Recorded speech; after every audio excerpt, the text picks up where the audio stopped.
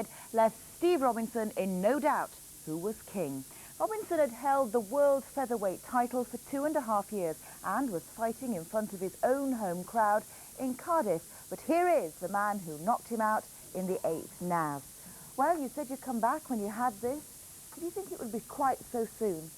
I didn't, but I got my chance and I took it with 2 hands. When you build up to a fight like that, when you build up to win this magnificent prize, even the great Naz must get nervous. I don't believe. I know you're not a modest man. You must get nervous. Not at all. I'm telling you the truth. I was so relaxed and I was very confident. I knew I was going to win. Brendan, the trainer, is he telling the truth? What he said to you is the truth.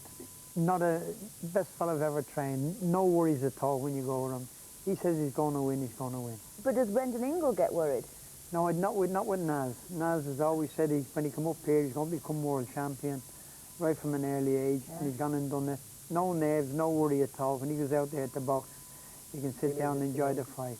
He leaves it to you and you're completely confident. You know all this, I've got to ask you this, because all the fellows were talking about it at lunchtime. You know all this really cocky ducking and diving and the come and get me bit. Obviously it's deliberately to sort of antagonise the guy, but are you that confident when you're in the ring that nobody can touch you? I'm not confident I won't get beat. When you look in my eyes, you're looking at a man in a man's eyes that knowing he's not going to get beat, ready to conquer the world. It's probably about, you see, you're giggling now. It's probably about 4 years ago since you came in this very studio and said, I will be world champion. Oh, yeah. But how old when you really thought, this is it, I'm going to have a belt like that? I've always seen it from the age of, 11, since I won my first national title, knowing that I was going to be world champion. So I've planned it, I've had my sights on it since then. All right, we said love him or hate him. We've been in Sheffield and we've been saying to them, just what do you think of Naz? So let's look at the people of Sheffield as they welcomed you home. Man. Yeah, I want him to beat everyone. Well, it's a showman. He's good at his job. I think he's brilliant boxer, but it's just his attitude and just an image that, you know, his management and everything got to sort out with him. Well, he's a character, isn't he? He's a good boxer. He'll go on for a long time. Nobody to beat him. He shows off too much, yes, but he does win his fights and he's a good fighter, but he's too big-headed and should calm down a bit more. Oh, too big-headed. Do you think then you might the head might shrink a little now? No, I mean, she's entitled to her opinion there. I'm not too sure about her dreadlocks, but... Thanks, Sophie. Sheffield's new WBO World Featherweight Champion Naseem Hamed will this week be named Boxer of the Year, and he could defend the title in his hometown. Hamed outclassed Steve Robinson over 8 one-sided rounds in Cardiff on Saturday.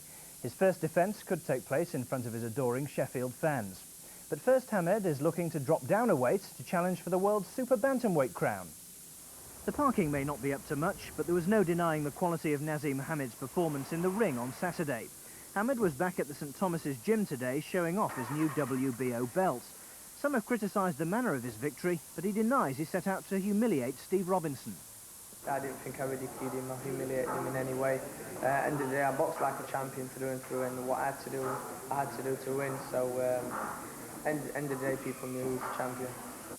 Everything about Naseem's performance was spectacular, from the flamboyant entrance to the fight itself.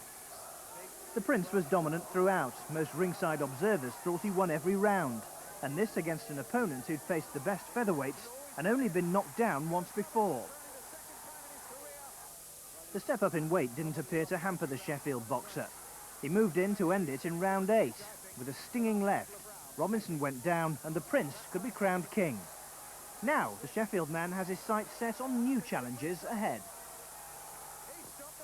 I'm hoping to have a defence of the WBO, obviously, in my next fight, but I never know, because Frank Warren's calling the shots in that, and my manager, Brendan Ingle.